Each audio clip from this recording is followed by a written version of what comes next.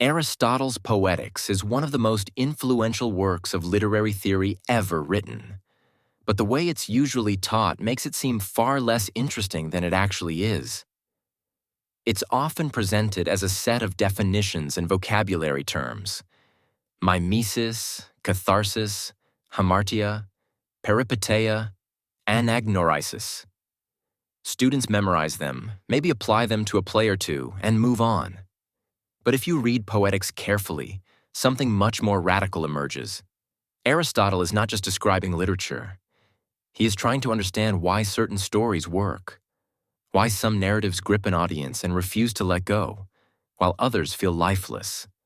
And the answer he arrives at is surprisingly precise. Stories move us not because of beautiful language, not because of vivid characters, and not because they resemble real life. They move us because of structure. That claim might sound obvious now, but in Aristotle's time, it was anything but. Earlier thinkers, especially Plato, tended to treat poetry with suspicion. For Plato, poets were imitators who copied appearances rather than truth. Poetry stirred emotions and could mislead the soul.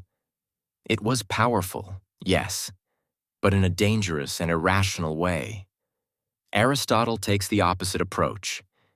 Instead of dismissing poetry, he analyzes it. He asks what poets are actually doing when they construct stories, and what principles might explain why certain works succeed. The word he uses to describe literature is mimesis, usually translated as imitation. But this translation can be misleading. Aristotle does not mean that literature simply copies reality. When a tragedy depicts kings, battles, betrayals, and reversals of fortune, it is not reproducing events in the way a historian might. It is representing patterns of human action. In fact, Aristotle draws a sharp distinction between poetry and history. History records what actually happened, particular events involving particular people at particular moments in time. Poetry, by contrast, shows what could happen according to probability or necessity. It deals not with isolated facts, but with the underlying logic of human behavior. Because of this, Aristotle makes one of the most provocative claims in the entire history of literary theory. Poetry is more philosophical than history. At first glance, this seems backwards. History deals with real events, while poetry invents things. But Aristotle's point is that history is trapped in the accidental details of the past. It tells us what happened once. Poetry reveals what tends to happen. A good tragedy exposes patterns of cause and effect that belong not just to one situation, but to human life more generally. It shows how decisions lead to consequences, how ignorance leads to discovery, how pride, error, and chance combine to produce disaster. In other words, poetry can reveal something like the structure of experience. This insight leads Aristotle to what might be the central claim of poetics. The most important element of a story is not character. It is plot. For modern audiences, this idea can feel counterintuitive. We often talk about stories in terms of characters we love: Hamlet, Anna Karenina, Elizabeth Bennet, Michael Corleone.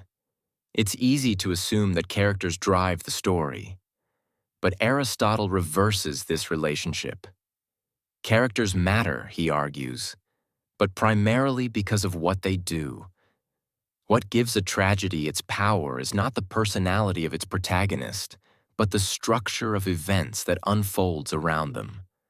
Plot, in Aristotle's sense, does not mean a loose sequence of things that happen. It refers to the arrangement of actions according to cause and effect.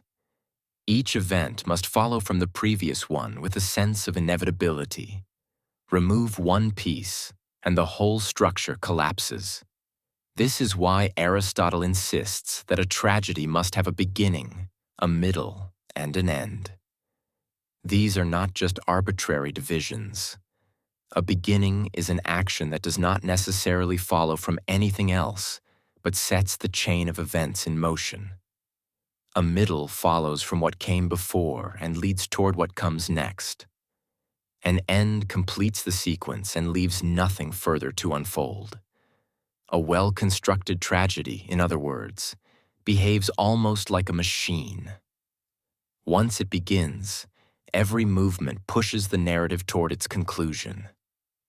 To understand how this works, Aristotle introduces several concepts that have become famous in literary criticism. One of them is hamartia. The term is often translated as tragic flaw, but this can give the wrong impression. Aristotle does not necessarily mean a deep moral defect in the character. Hamartia is closer to an error, a mistake in judgment, a decision made under conditions of incomplete knowledge, something that sets the machinery of the plot in motion. What follows from this error is typically a reversal of fortune, which Aristotle calls peripeteia. The direction of events suddenly shifts. A character who seems secure discovers that their situation is far more precarious than they believed. Closely connected to this reversal is another moment Aristotle considers crucial: anagnorisis, or recognition. This is the instant when ignorance gives way to knowledge. A hidden truth becomes visible. The character and the audience finally understands what has been happening all along. When these elements come together, tragedy achieves its greatest power. The reversal and the recognition occur almost simultaneously, turning the story in a single devastating movement. Aristotle's favorite example is Sophocles' Oedipus Rex. For him, it represents the ideal form of tragic structure. At the beginning of the play, Oedipus is a successful king trying to save his city from a plague. The oracle declares that the disaster will end only when the murderer of the previous king is discovered and punished. Oedipus vows to find the culprit. What follows is essentially an investigation. Piece by piece, Oedipus uncovers clues about the past: a prophecy, a crossroads killing, a shepherd who witnessed events long ago. Each discovery seems to bring him closer to solving the mystery, but the investigation is also tightening a trap. The murderer he seeks is himself. When the truth finally becomes clear, two things happen at once. Oedipus experiences recognition. He understands who he is and what he has done. At the same moment, his fortune reverses completely. The powerful king becomes a ruined outcast. For Aristotle, this kind of structure produces the emotional experience that tragedy is designed to evoke: pity and fear. We feel pity for the character who suffers, and we feel fear because the events do not seem entirely alien to us. The chain of cause and effect feels disturbingly plausible. The catastrophe arises not from monstrous evil, but from human limitations: ignorance, misjudgment, the inability to see the full consequences of our actions. Through this experience, Aristotle says, tragedy produces catharsis. The exact meaning of the word has been debated for centuries. It is often translated as the purging or cleansing of emotions. But Aristotle never fully explains what he means, and many scholars believe the idea is more subtle than simple emotional release. One possibility is that tragedy clarifies our emotional understanding. By watching events unfold in a tightly structured narrative, we see patterns that are harder to perceive in ordinary life. We witness the relationship between action and consequence, ignorance and knowledge, fortune and downfall. The story organizes these experiences into a form that can be grasped. The audience does not simply feel emotions, it understands them. Seen this way, tragedy becomes something more than entertainment. It becomes a way of thinking about human action. a way of exploring how choices lead to outcomes, how hidden truths eventually surface, how the structures of cause and effect shape our lives. This is why Aristotle's analysis continues to resonate even after more than 2,000 years. His theory emerged from the tragedies of classical Athens, yet its basic insights have proven remarkably durable. Modern storytelling, from novels to films to television, still relies heavily on causal structure. Characters make decisions, those decisions trigger consequences, and the narrative moves toward a moment of revelation. Even when writers experiment with fragmented or non-linear storytelling, they are often doing so in deliberate contrast to the kind of tightly unified plot Aristotle admired. In other words, the framework he described remains a reference point.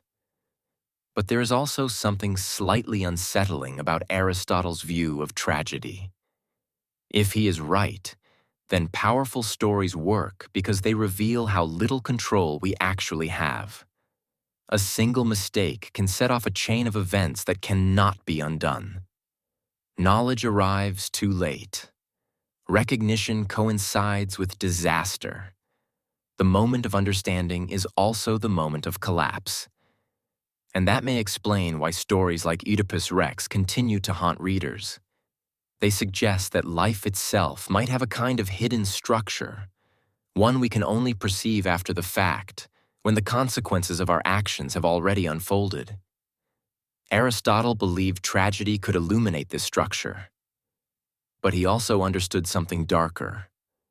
The audience may see the pattern clearly. The character inside the story never does.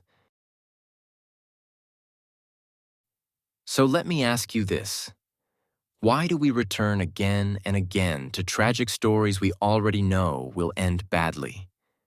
And if our lives had the structure of a tragedy, would we even recognize it while we were living it?